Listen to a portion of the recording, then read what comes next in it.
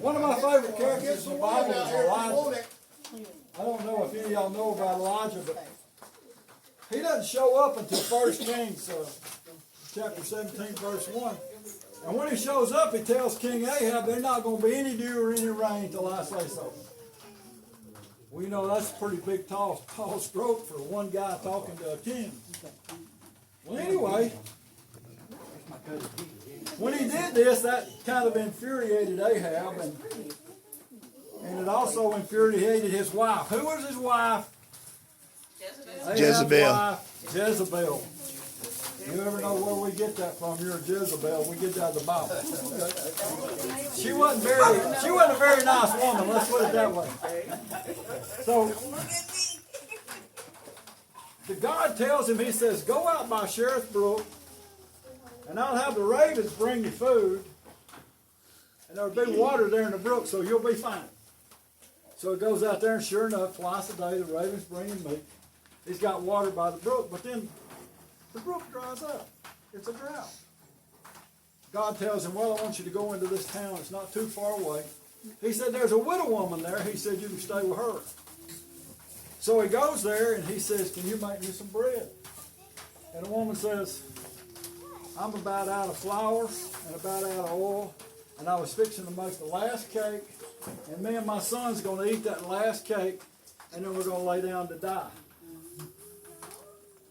And Elijah tells her, well, just make me a small cake and then make you and your son the other one. Well, she does.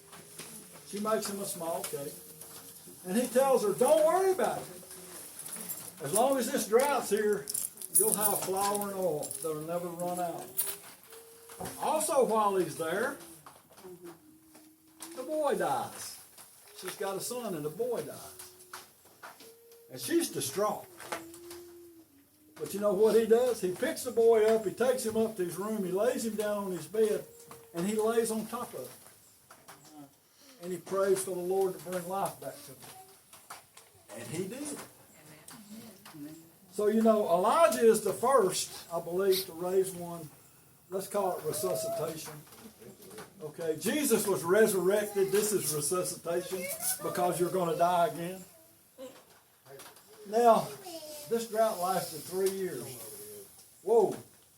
Can y'all think about no rain for 3 years? There would be no grass. That would be dry.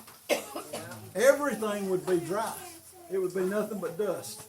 And it lasted for 3 years. Now, if I'm King Ahab, I've hunted this dude, this Elijah dude. I've hunted this dude all over because I'm going to kill him. He done ruined my whole kingdom. I ain't got nothing for him, but guess what? Oh, Elijah, he walked right up to him. He wasn't afraid. And he told him, he said, I want you to bring 450 of your prophets and meet me at Mount Carmel. You know, I was thinking about the other day, how many Baptist churches are named Mount Carmel? There's a whole bunch of them.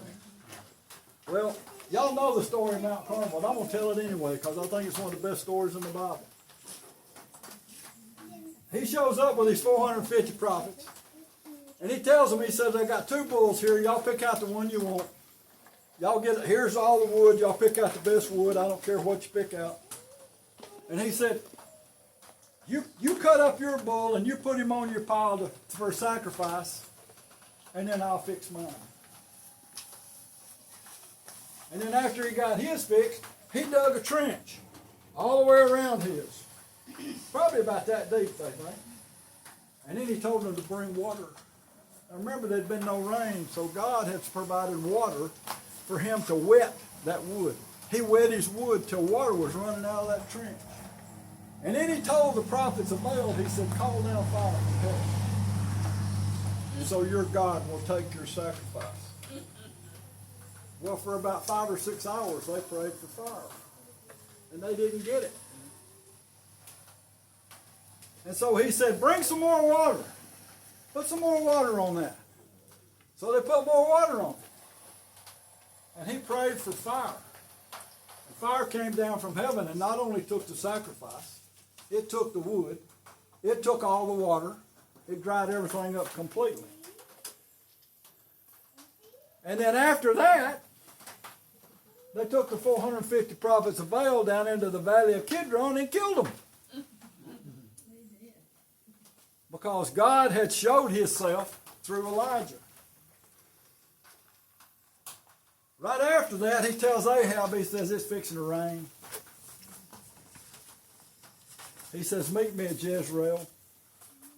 So here goes Ahab, takes off in his chariot. And Elijah's running in sandals. I can't even walk in sandals, much less run.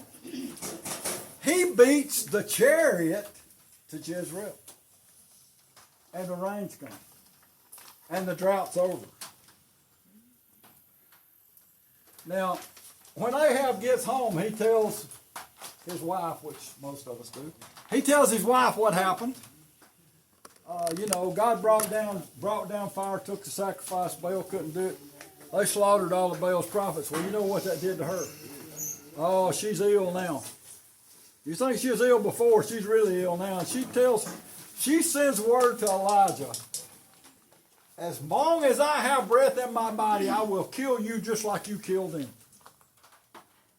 And guess what? It says in the Bible that Elijah became afraid.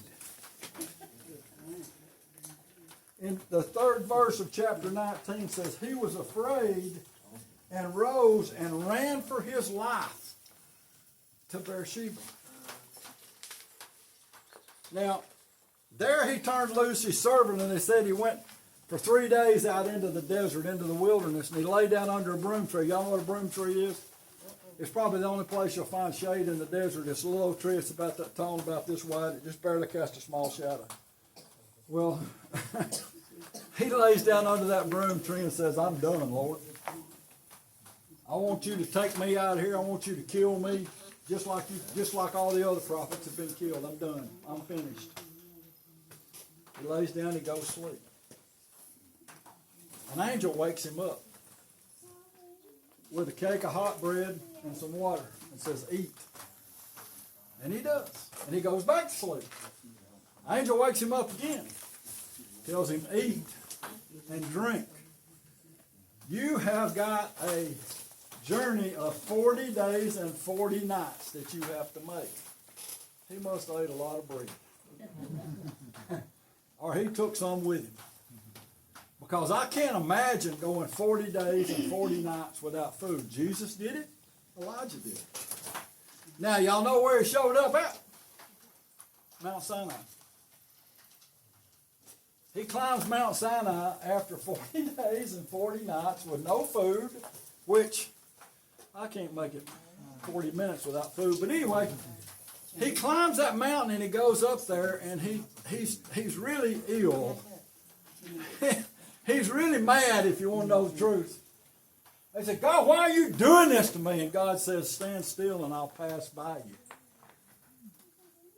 So all of a sudden the big wind comes up and the rocks break and shatter and all the noise and all the racket, but God wasn't in any of it.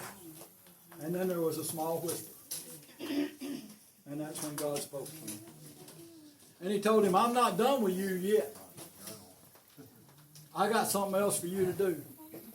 And what I want you to do is I want you to go by and I want you to anoint this guy king, and I want you to know that I want that guy king. And he said, Lord, if I go down there, they're going to kill me. He said, nope.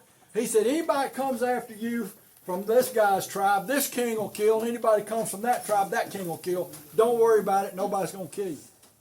And he said, then I want you to go find a guy named Elisha. So he does exactly what he says he's going to do, and he goes and finds Elisha. Elisha's in the field plowing with oxen. And Elijah takes his cloak. Now, the prophets wore this cloak, and from what I've read about it, it was probably an animal skin, and it had hair on it, and everybody recognized him because he's got on an animal hair coat. He's a prophet. Okay? Well, he took his cloak and he threw it on Elisha, excuse me. And Elisha knew exactly what was happening. And he told him, he said, Lord, let me go tell my mother and father that I'm leaving. And anyway, they stayed there. They sacrificed the oxen. Elisha joins up with him. And they journey on through a couple of wars. And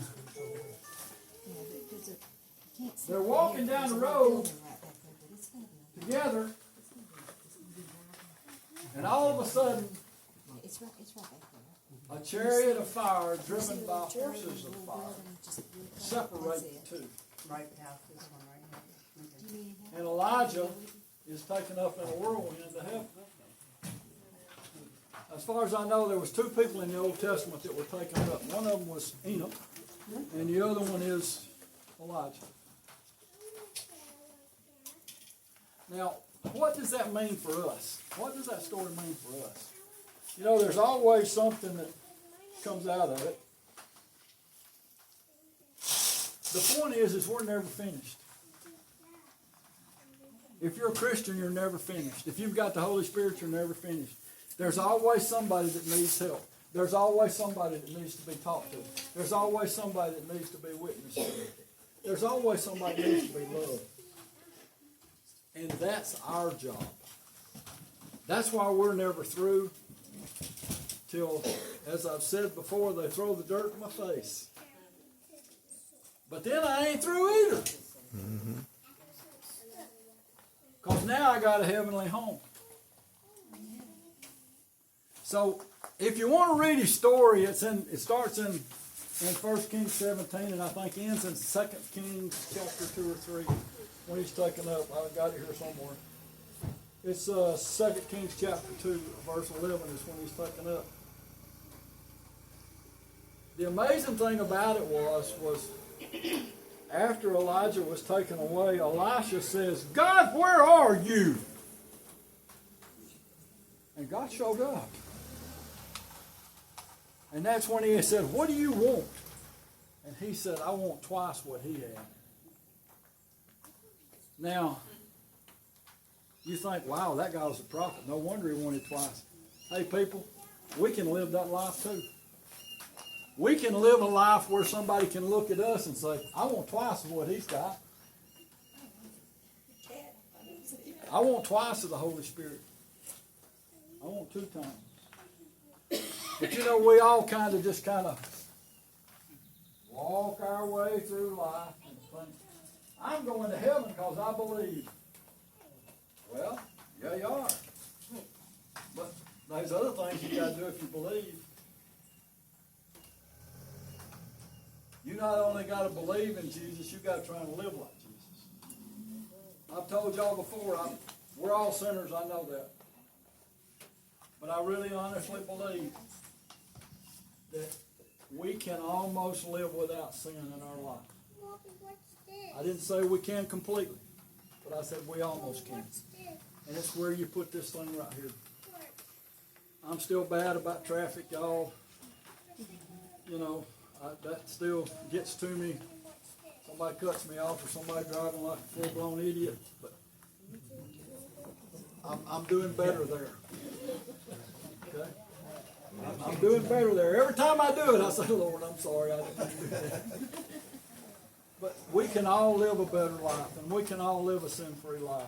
Now, what we're going to do here in a little bit, Tony and I got to go change clothes. I guess Tony's just going to get ready to go. We got, since it's not raining, we're going to head down here to the boat ramp, which is right there, by them great big trees. And we're going to do a little baptizing. And when we get through baptizing, we're going to sing Victory in Jesus.